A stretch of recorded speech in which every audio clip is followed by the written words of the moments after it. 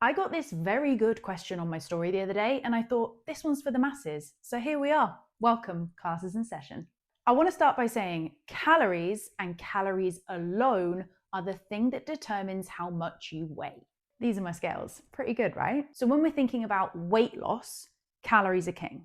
But when we're thinking about body composition, that's when we want to get a little bit more specific about the macros. I've made a mess of that now, haven't I?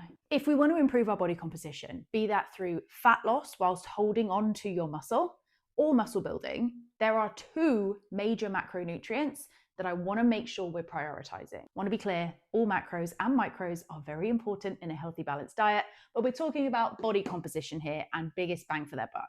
Number one is your friend and mine, protein. Unless you've been living under a rock, you'll know that protein is very, very important. It is the building blocks of muscle growth. And in literally every study ever done on body recomposition, high dietary protein is a non-negotiable if you're wanting to maximize your chances of holding onto your muscle in a diet or building muscle at maintenance. With protein, we're wanting to aim somewhere between 1.6 to 2.2 grams of protein per kilo of body weight.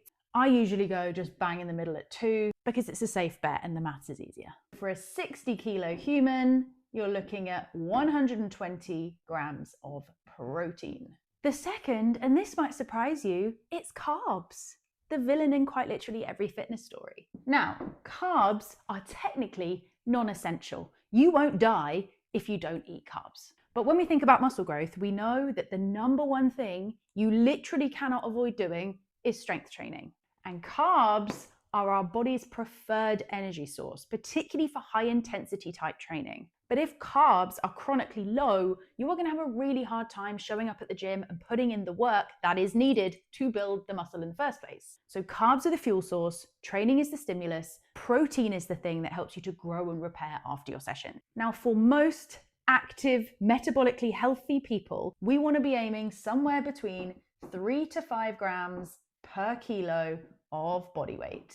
My God, this is awful. Now, if you are not very consistent with your training, you turn up every now and again and you train like a bit of a wet lettuce, you probably don't need this level of carbs. But that's not the people I'm talking to. I'm talking about the people who train hard and have a high general level of activity. Sorry, I just had to do the maths. So that works out at somewhere between 180 and 300 grams of carbs. It says cab.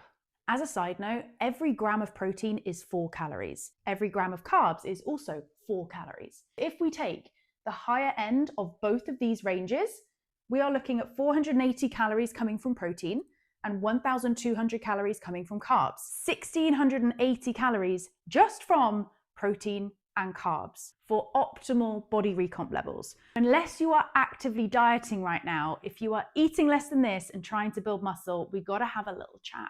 The honest answer is there is no perfect macro split that I could give to everyone. The whole point of nutrition for body recomposition is that it is individualized. It has to be. These numbers give you a rough guideline, but if you want to figure out what's right for you, you can start by reading my body recomp guide. Comment the word recomp and I'll send it to you.